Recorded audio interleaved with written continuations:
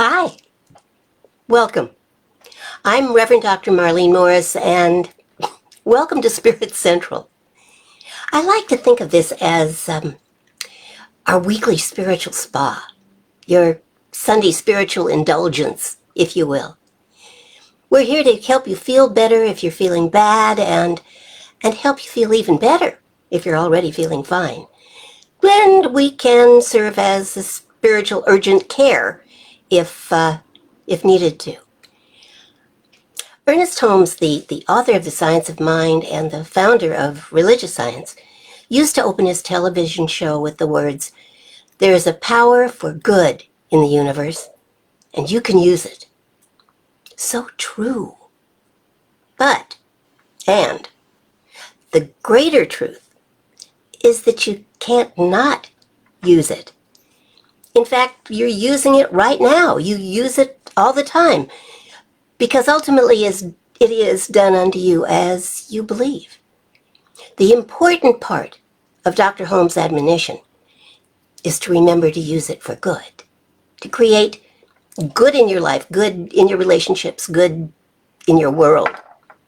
So I'm going to ask you to go within for a moment and consider this idea. We are here, all of us, collectively and individually, to remember who we are. We are children of creation.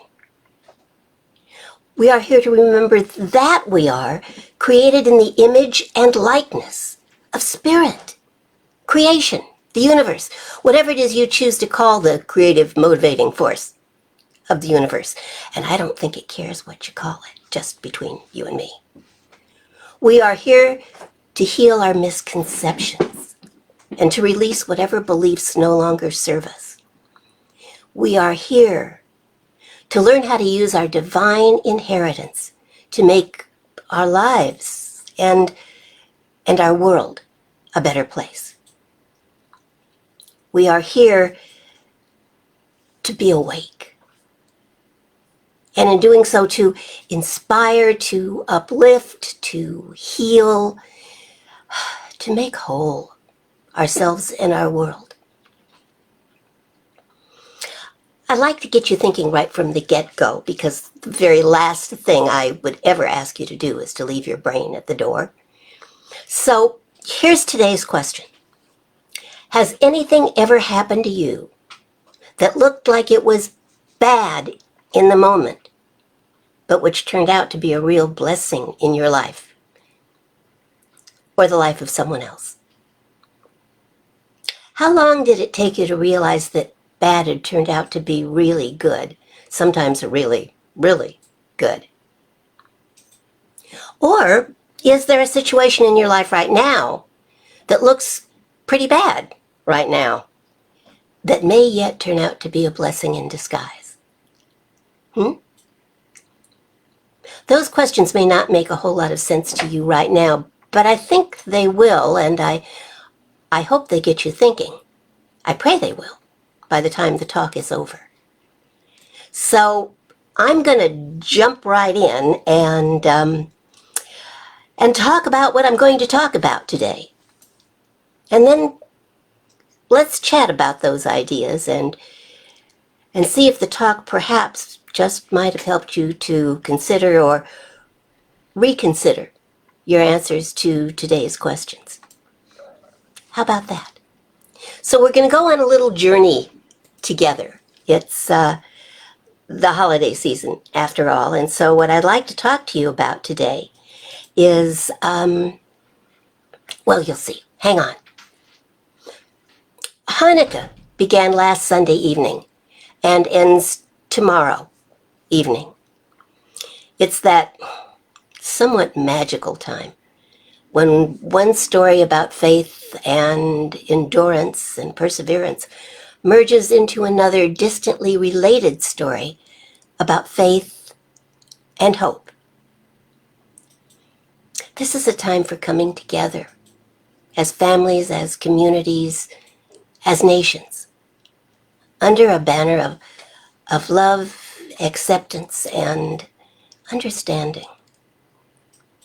And there are stories we can tell to help us get there, to heal the divides and help us to collectively create a season of heaven on earth. In the first chapter of Lessons in Truth by Emily Cady, which is kind of the textbook for unity, the author asks, for the time being, be willing to become as a little child. For, said a master in spiritual things, unless you become like children, you will never enter the kingdom of heaven. So I invite you today to become as a little child and listen to today's story.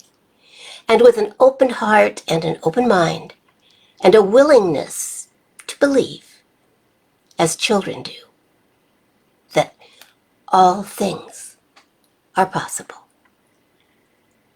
and that things are never quite what they seem. The story today comes from Christmas Tapestry by Patricia Polacco. Patricia says that it's borrowed from sermons that she heard once in her church and once on Robert Schuller's Hour of Power. Each time she heard it, the story was purported to be true. One time involving a young Canadian minister, and the second time one from New York. Doesn't matter. Miss Polacco adopted the story for young readers and moved it to Detroit, so it's had several homes. In other words, the story is a parable, which a wise person once told me is a story that may or may not be true, but should be. The book is called Christmas Tapestry. It looks like this. And it really should be in your library of holiday stories. Anyway, I hate to do shoulds. Take the should out of that. It's the story of the Weeks family, a pastor who leaves a successful church in Tennessee to try and rebuild an old, decrepit church in Detroit. The story, as seen through the eyes of his son, who is desperately unhappy about leaving his friends in Tennessee, and even more unhappy about being in Detroit.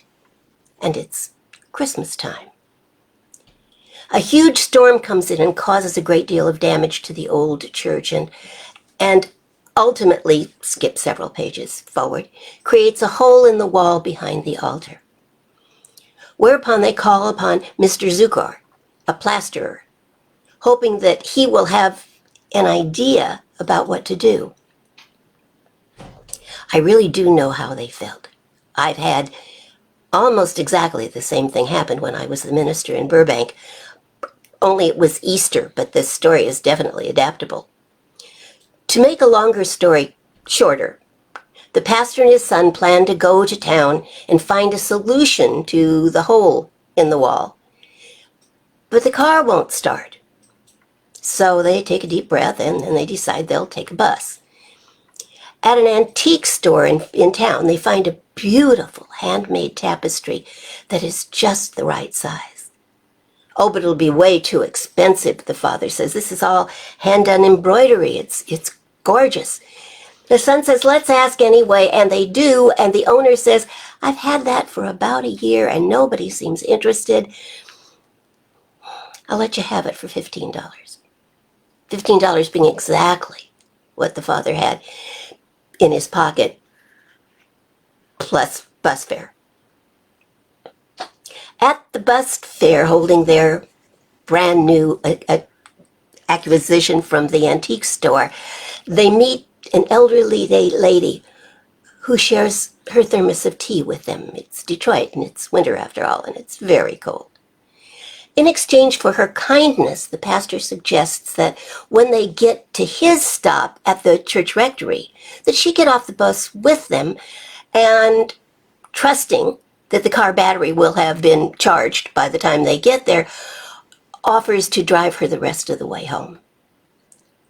When they get to the church, his wife offers to make some more hot tea and some special cakes. And while they are waiting, Jonathan and his father hang the tapestry, which is where we're going to join them in the story. "Our Christmas tapestry," Jonathan announced. The old lady gasped. Where did you get this?" she asked breathlessly, and she looked pale as snow. "From the antique store," Jonathan said, "just before we met you." There's a picture of them hanging the tapestry.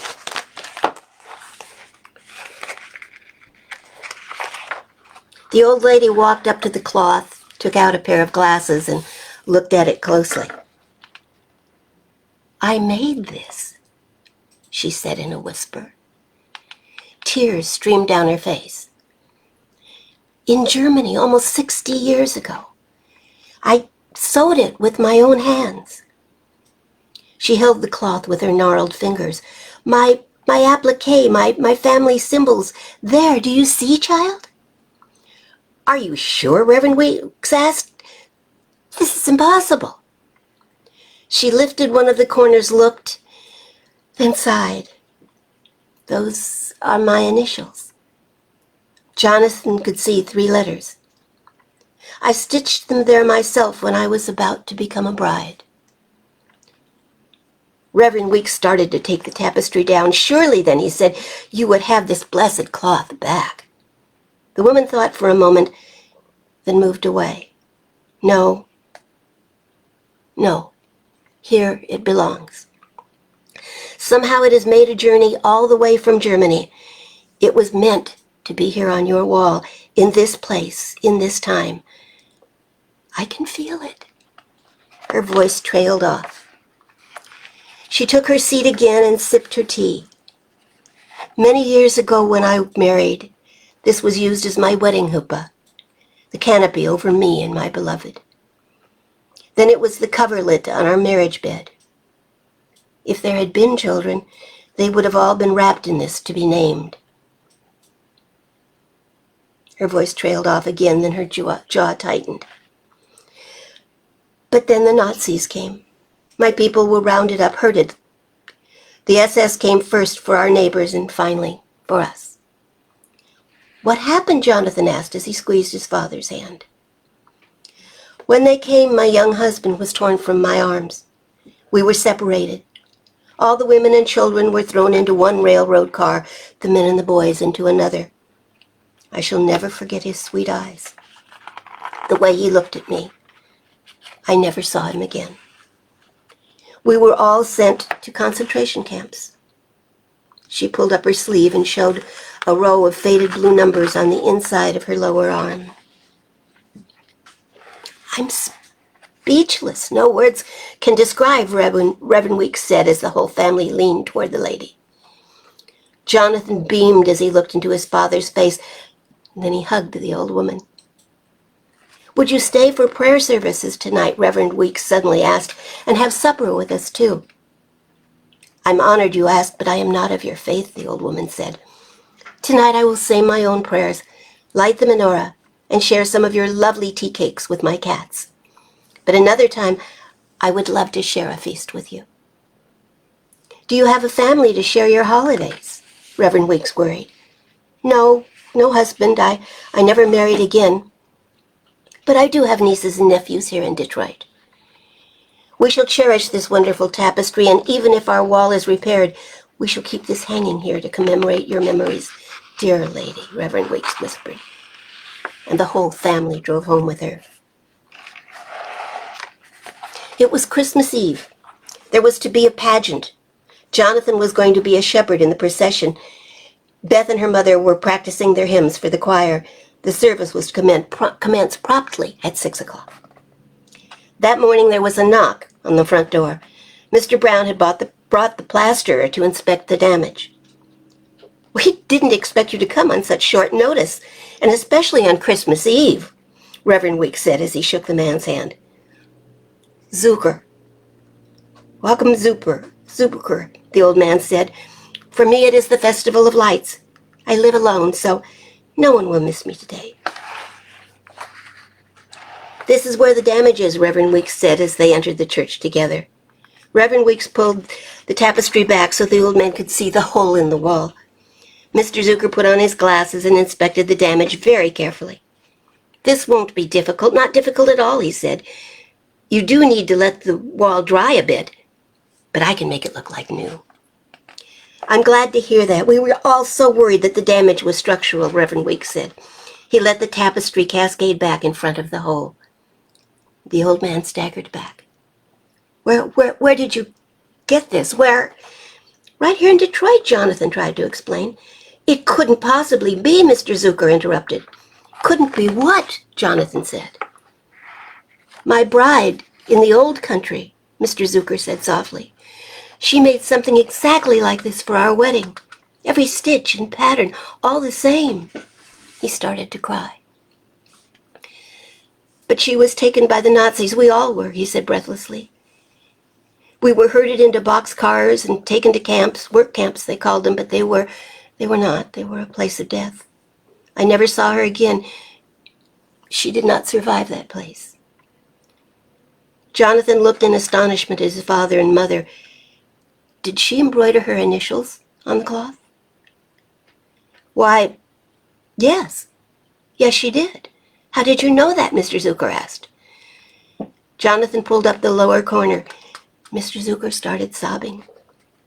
"RHZ, those are her initials. Rachel Hannah Zucker," the old man said as he collapsed into the first pew. "Mr. Zucker, she's alive. She was here just 3 days ago. We know right where she is," Jonathan said as he hugged Mr. Zucker. The Weeks family drove like the wind with their precious cargo, Mr. Zucker. When they arrived in front of the red brick apartment house where the old lady lived, the old man flew to the outside door, then climbed 3 flights of stairs as if he were floating. Jonathan and Beth were out of breath. Mr. Zucker stopped in front of number 22. He waited for the longest time. Then he knocked, and the door opened.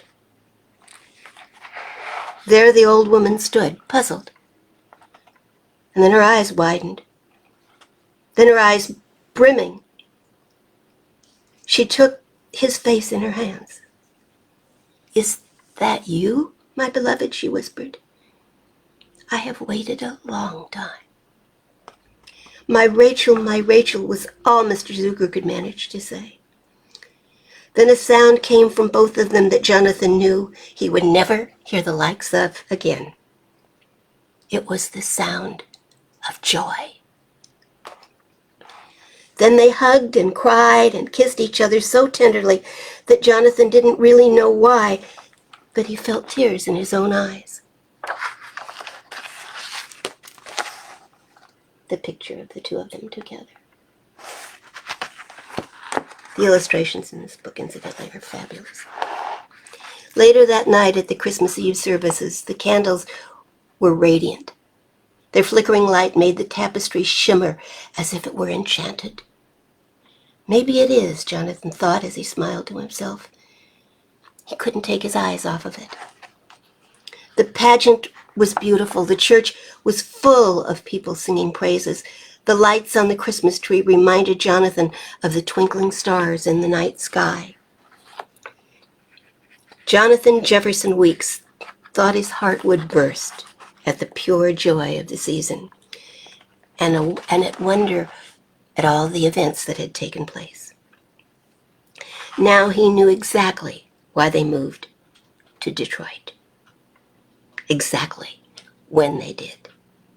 He knew why the plaster fell, why the car didn't start, why it was so bitter and cold that he and his father had shared tea with a lonely old woman. It was all so seamless, woven so perfectly, woven as beautifully and as surely as Jonathan's radiant cloth that hung at the front of his church. It was all truly a Christmas tapestry.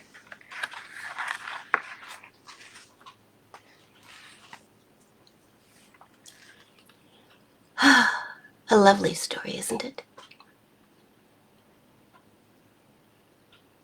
told it before, I'm sure I will tell it again. Let me review the lessons in the story. The first is we never know what life holds in store for us. The second is remember your victories. The third is have faith. The fourth is the universe unfolds just as it should. The fifth is when life presents an opportunity, check it out. The sixth might be my favorite. Miracles still do happen. The seventh is remember to stop for tea and cookies. The eighth is one miracle tends to lead to another. The ninth is, and even greater miracles will you do if you believe. And 10 is life is a tapestry woven perfectly. Everything for a reason. To create the space for you to experience miracles. It's a lovely story, wherever it may take place. What seems true about it, no matter who's telling, is that it is true. Or should be. But the lessons behind it are definitely true for each of us. We never know why something happens. But if we believe, if we keep putting one foot in front of the other, if we have faith that the universe is on our side, then we may yet be led to miracles. I love the last part of this story. I love it so much I'm going to reread it.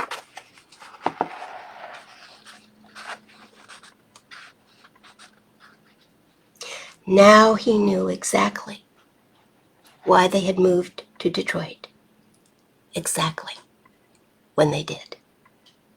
He knew why the plaster fell, why the car wouldn't start, why it was so bitter and cold that he and his father had shared tea with a lonely old woman. I might add why the antique dealer sold a beautiful handmade tapestry for $15. Why it hadn't sold after sitting for a year in his shop. Why the old lady decided that she would indeed trust these people and get off at their stop and let them take her the rest of the way home.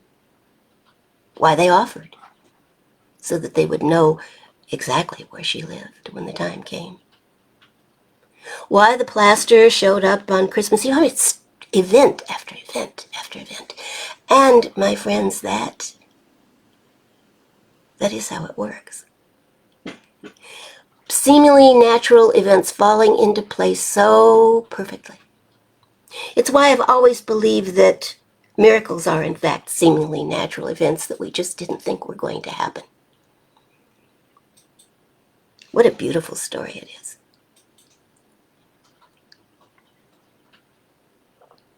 What a beautiful lesson for a little boy and his family. And for you, I hope. It's one of my favorite Christmas stories. But it's not just about Christmas. I had a hole in the wall on Easter that I could have told almost the same story about. And everything came together for good. As it does. When we trust and believe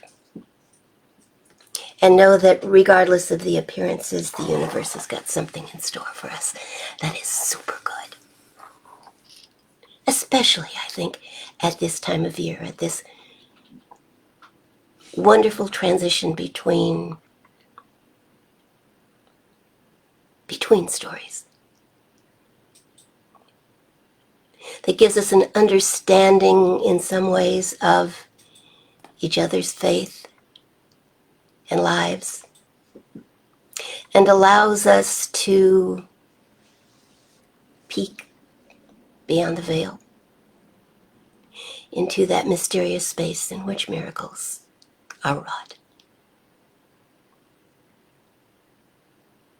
Well, now, thus ends our story. You may now return to adulthood, if you choose. May you have the most miraculous week. May your days this week be merry and bright and just a little bit mysterious.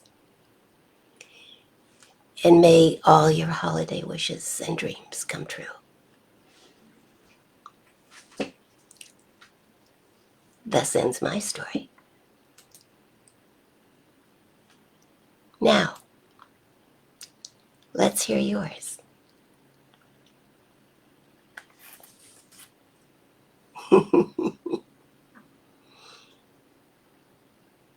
Hello, ladies. Glad you're here. Isn't that just the sweetest story? Heidi, I think you were around when we had the hole in the wall for Easter.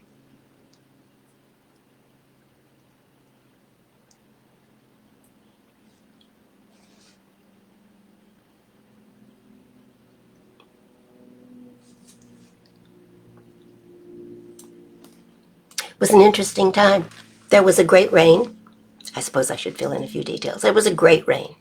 And it, just as it does in the story, soaked down in between the wall and caused it to start bubbling and creating great balls of water behind the plaster, which finally broke.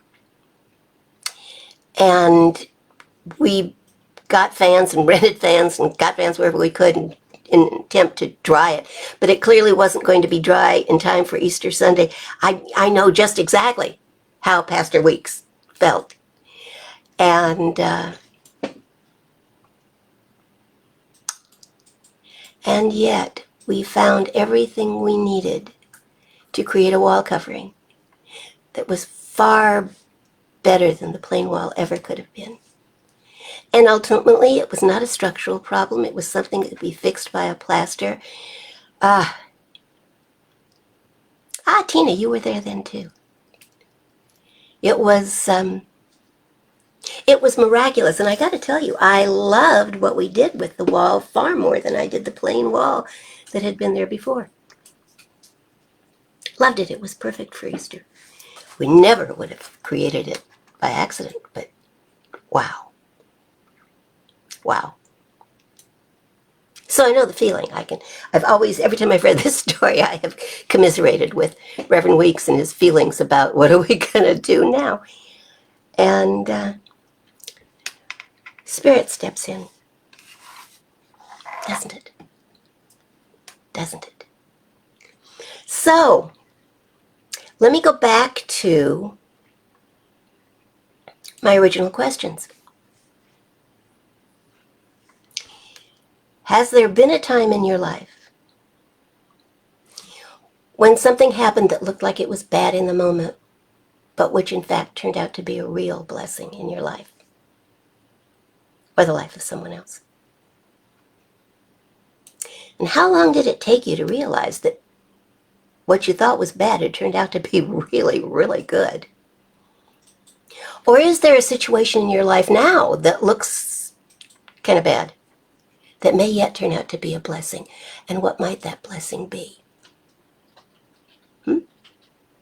Are you open to that? To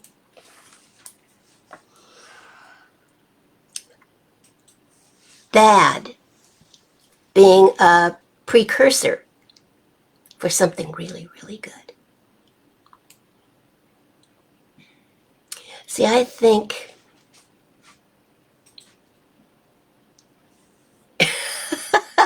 99% of the time. Gotcha, Heidi. See, I think that what happens is that we claim a greater good for ourselves. This is going to, whatever this is, it's going to turn out all right.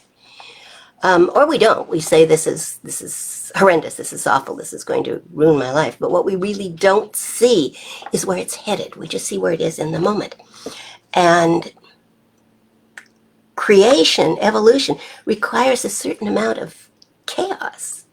Things have to change from the way they are so that they can get to the way they're meant to be. They have to change. You can't have it stay the same way forever. Nature won't let you. Relationships break up and we think it's awful, and then we meet the perfect partner. We lose a job that we thought we were going to be in forever, we thought was just the perfect job, only to discover the more perfect job. I think Heidi's there right now. We lose a partner, we lose a pet, only to find something more, sometimes just within ourselves. To find our own strength, to rise from the ashes and discover who we really are.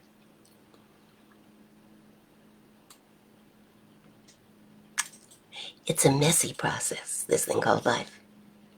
We would all like it to be neat and bottled up with a little bow on it and be perfect, but it tends not to look that way because we must change in order to get from here to there. Change must happen, whether we like it or not.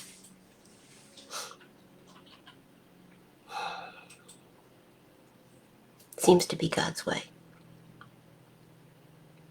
Look at nature, look at evolution. And we can take a good lesson from that. Much like nature, we must evolve, which requires change. Evolution does not mean everything stays the same. It means everything changes. Are you ready for the change? If it means it makes room for miracles.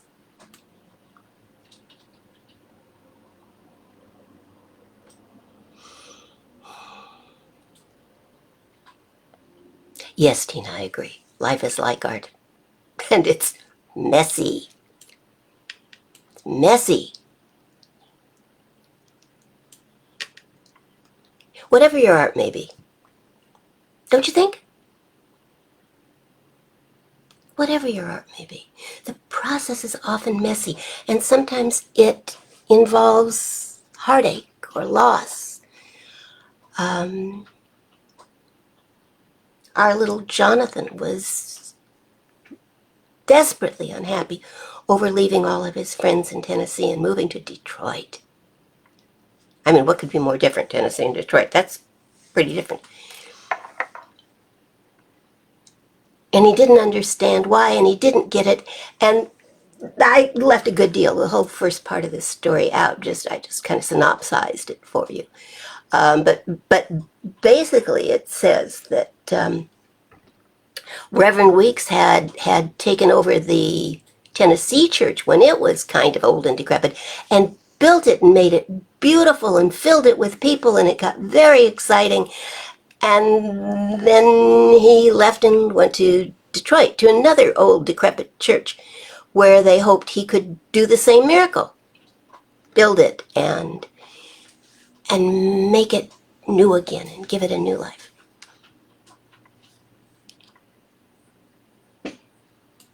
It's a great story.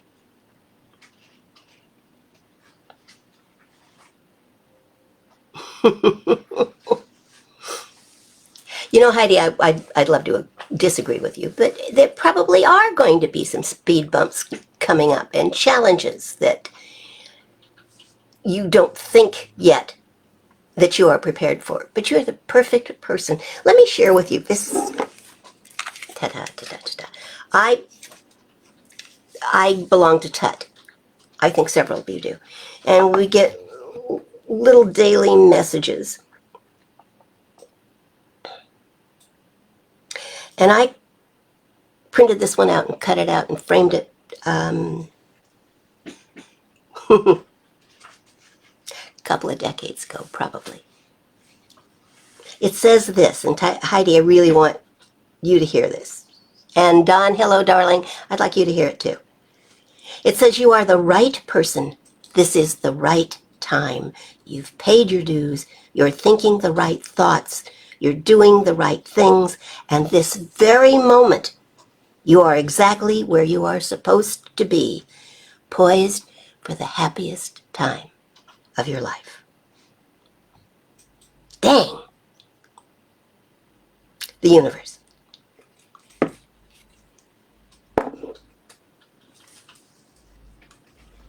I share that with all of you because it's for all of us, I think. I think it is. So, talk to me. What has happened in your life that in the moment you thought was a catastrophe that turned out to be one of the greatest things that ever happened to you?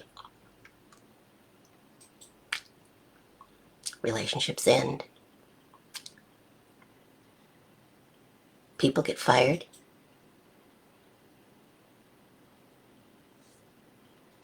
I got fired from my first job. I did. I worked at a Gemco. Now, some of you may not even remember Gemcos, but they were membership, like Costco. Think Costco. And there was a big desk as you walked in, and there were two people who sat behind the desk and greeted people as they came in and answered questions and directed them and stuff. I was one of those people. That was my first job. And I got fired for being too friendly. They said, you're taking, customers are supposed to walk in, you're just supposed to say hello and answer any questions they have and give them. You get talking to them, you get to know them, this is not going to work. They're spending more time talking to you than they are in the store. So, Merry Christmas, you're fired. And it was just before Christmas. Best thing that could have happened. Best thing that could have happened. I could name a whole lot of other things that were even worse that turned out to be better, but I'm not here to tell my story. And if you follow me long enough, you'll eventually hear most of it anyway.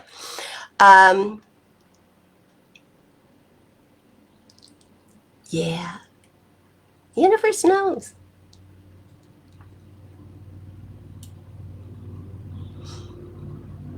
What we need to know,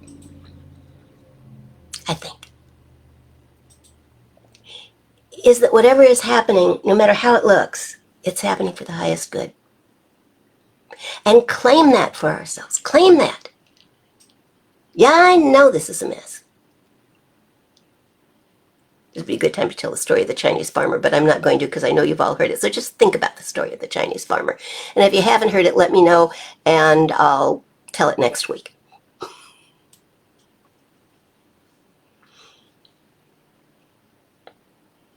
See, we all get caught up in appearances, don't we? This is terrible. This is a terrible thing. This is an awful thing. This is going to ruin my life. I've had people come to me for counseling about their relationships and say, this is, I want him, her, I want them to change. I can't go on the way it is. And I want to have a wonderful, loving, fabulous, reciprocal, mutual, respectful relationship. And I say, okay, we'll pray for that. And I've had them come back. This has happened more than once. I've had them come back very shortly thereafter and say, what have you done? They left me. You know how hard it is not to go, yay!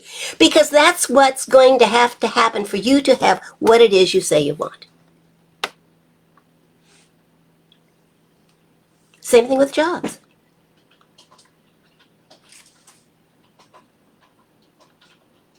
Same thing with jobs. I'm not happy in my job. My boss hates me. I'm not feeling fulfilled. I want a better job. 2 weeks later, what have you done? I just got fired. That one I have actually clapped for.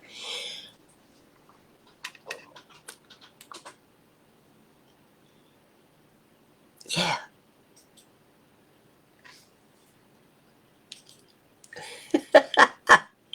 I love it, Laura. Yes, resisting letting go is always the first clue. Trouble is, we don't always see ourselves resisting till someone either points it out to us or we get smacked with a cosmic 2x4. I used to say that everything I ever let go of had claw marks in it. No! I don't so much do that anymore.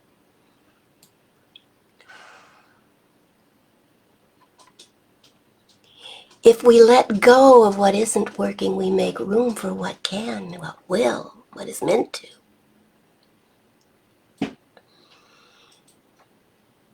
I invite you to enter the holidays. You know, that we think of this as a time, don't we, of accumulating. I've got to go shopping, I've got to get presents for people, I've got to do this, I've got to do that.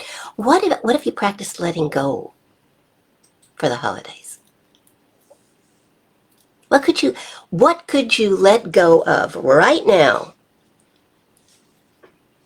that would clear the space for what you really want in your life? What's standing in your way?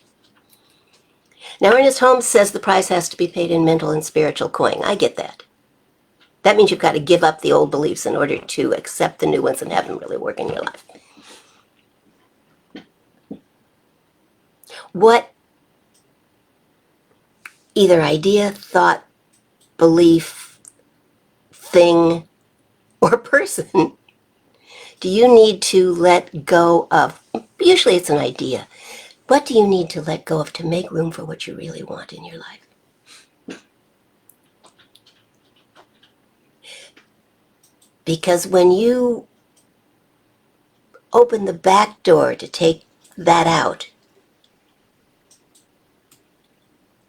the winds of change will blow open the front door and bring what you want. I believe that. I've seen it happen too many times in my life not to believe it.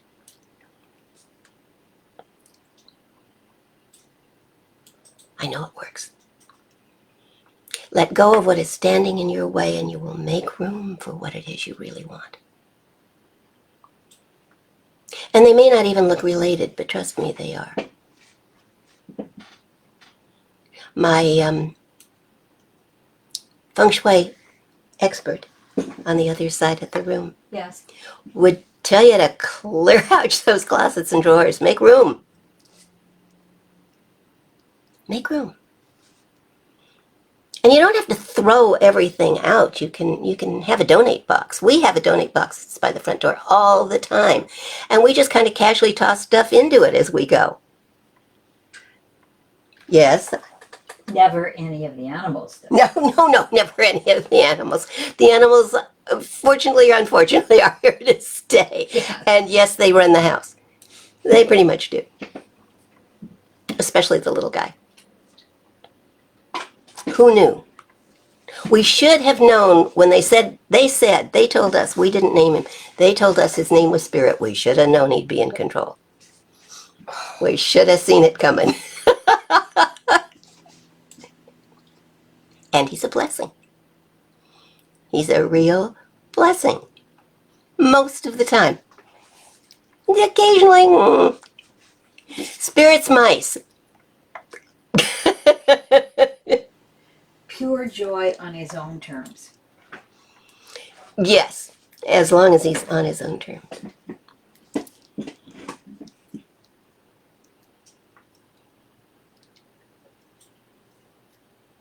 Oh, Heidi, I love that. Do read Heidi's. Heidi decided to talk to the universe to slow down things that were interfering with her new design process, with her new job. The construction team was moving too fast in the buildings. I love that.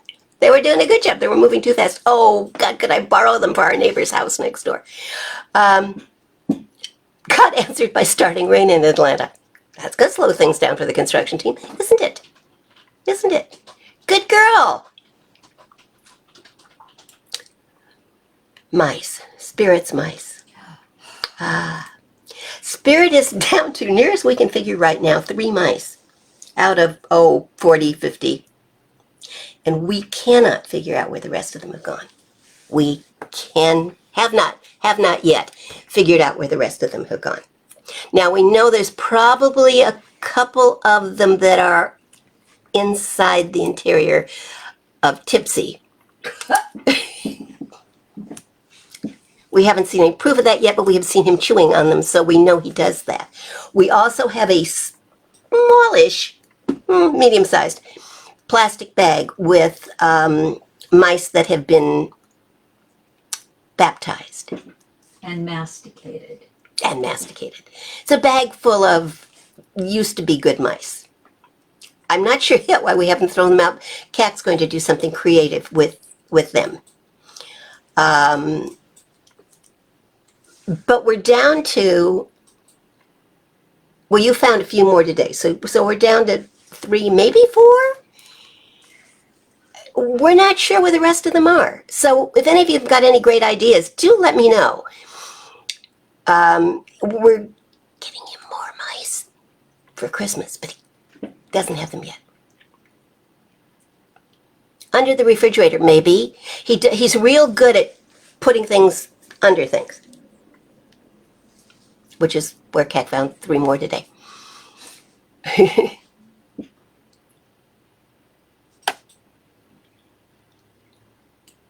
Okay, so Heidi, what do we need to do to make this whole thing perfect? Just saying. I will absolutely post the quote that I read, Dawn. Thank you. Yes. It was courtesy of Tut, but probably decades ago.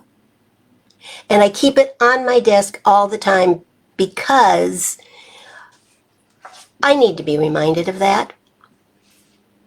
I'll type it. Yeah, it needs to be typed up. Yep.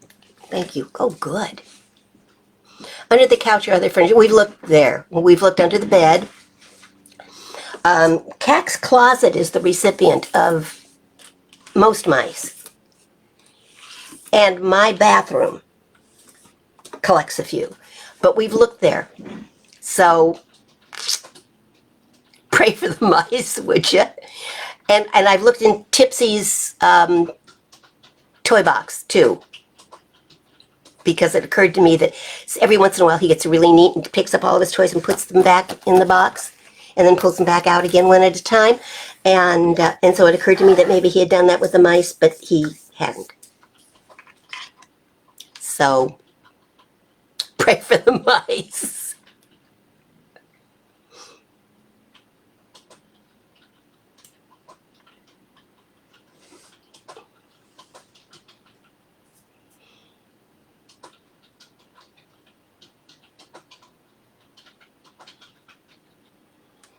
Okay. I'm going to try to do that exactly as you have said it, Heidi, because I don't want to screw it up by saying the wrong thing. Proposal sign and startup fee.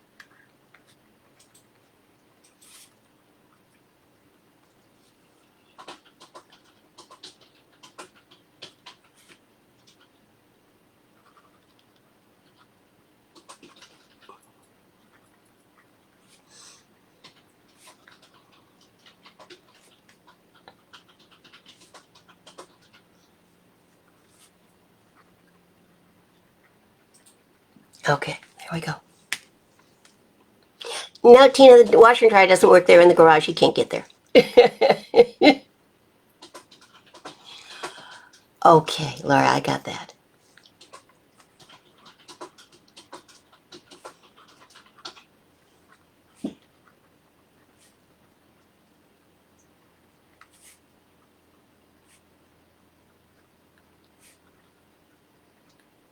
Come home safely.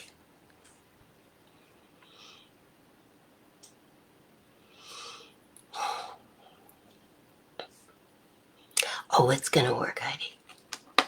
It's just too good a plan not to. You just have to get through. You know, I think sometimes the universe just says you need to worry a little bit. Just get attached to this. Care enough about it that these things bother you. If you didn't care, you wouldn't. Okay. Okay. It's gonna happen. You got it? Okay, thank you. And it's posted? Oh. Ladies and gentlemen, she does music, she does support, now she's typing for me. I'm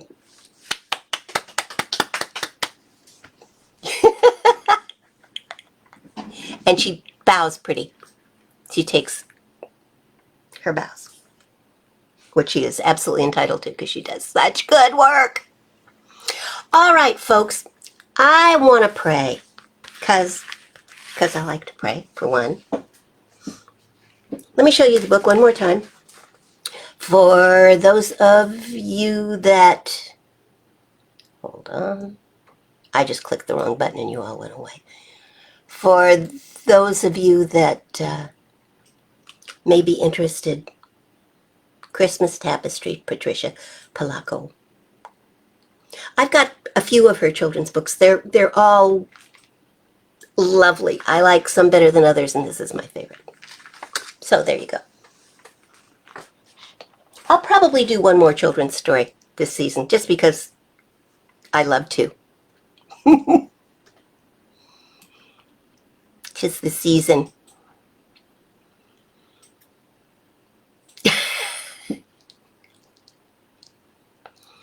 Yeah, Tina, I got that. Clinical trial, Wednesday.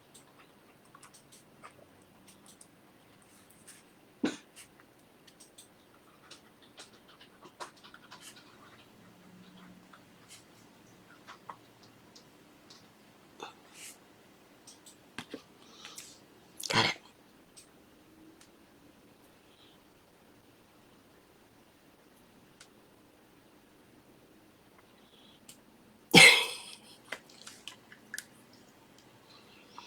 Well, we haven't always introduced all of you to the entire family, have we?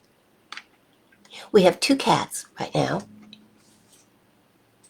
Socrates and Spirit, who's running the joint, and 2 dogs, Tallulah and Tipsy.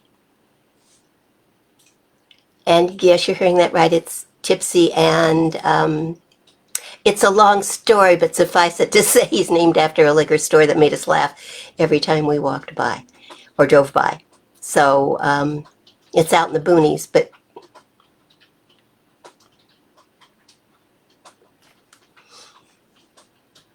oh, we've caught a few of the mice in Tipsy's mouth, and a couple of the ones that are in the bag are because Tipsy got to them. We keep trying to convince Spirit that he should keep his mice upstairs, but he likes to share them with Tipsy, and Tipsy likes to be shared with. So, there we go. So we'll pray for Tipsy and the mice.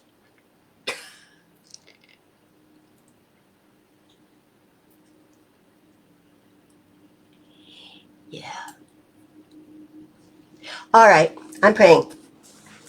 If you think of anything you should have put in, do it now. I watched the comments, so we'll add it in. So I'd like you to take a moment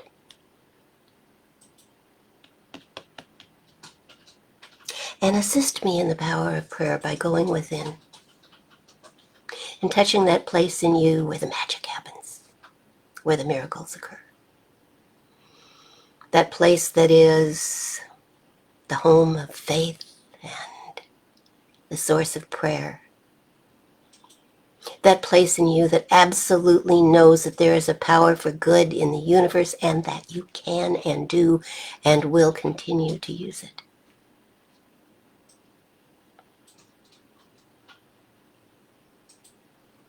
Go there. And from that place, know with me that God is where you are right now. And all of the power and all of the creativity and all of the problem solving and all of the miracles are right there.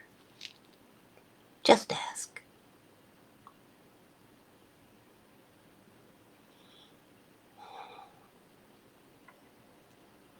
And know with me that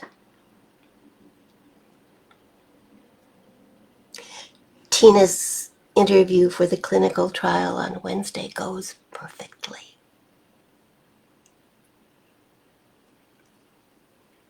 Perfectly.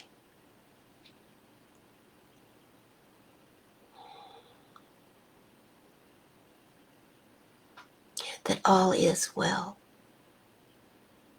And that because of that, healing occurs.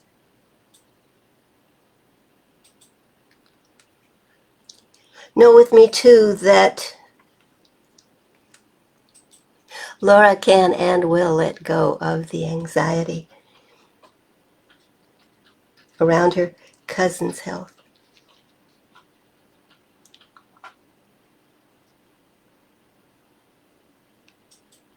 That her cousin's wholeness is firmly in the hands of Spirit.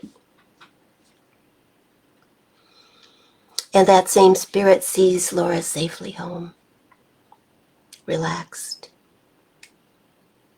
aware, accepting of the miracles in her life.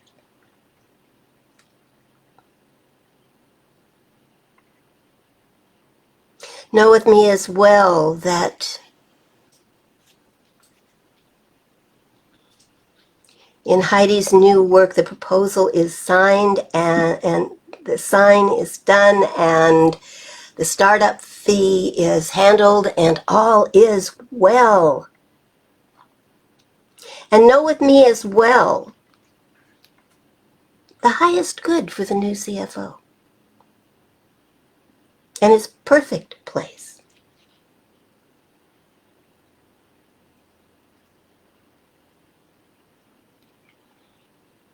That everything is coming together so well and so quickly that it sometimes looks to be something that it is not.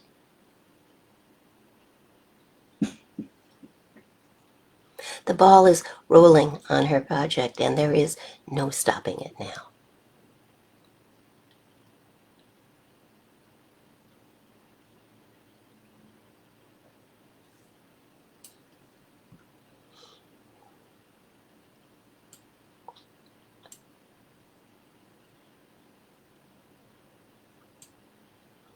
Know with me that life is good, only good. And we can claim that and make that the reality in our lives, and so we do. From this holy place of knowing that we are Holy Spirit, that we are spiritual beings simply exercising in a human experience. We allow what we claim to be true, and those who are within the power of my voice, the sound of my voice, can now accept their highest good and be delighted with the results. As we move through this time of miracles, these moments that are both Hanukkah and Christmas and creative, so we claim for ourselves only the highest good, and for those that we love, only the highest good, and for our world, only the highest good. And we are so grateful that our word has the power to make that so. And so it is.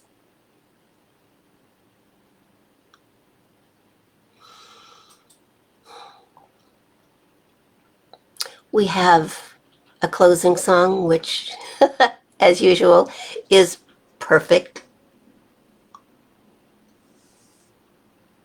Spirit the cat would like me to pray for extra mice. We'll just kind of throw that into the mix as well. And for the well-being and survival of the mice. Why not?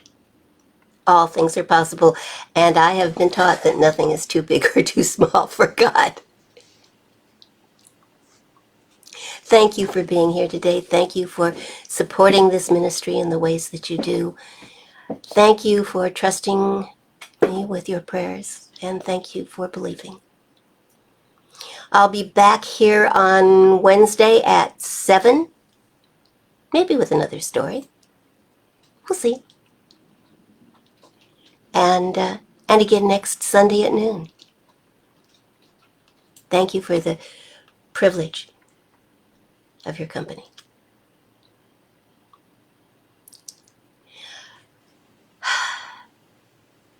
Take notes. I expect to hear a great deal about miracles in the next week. And so it is. Blessings.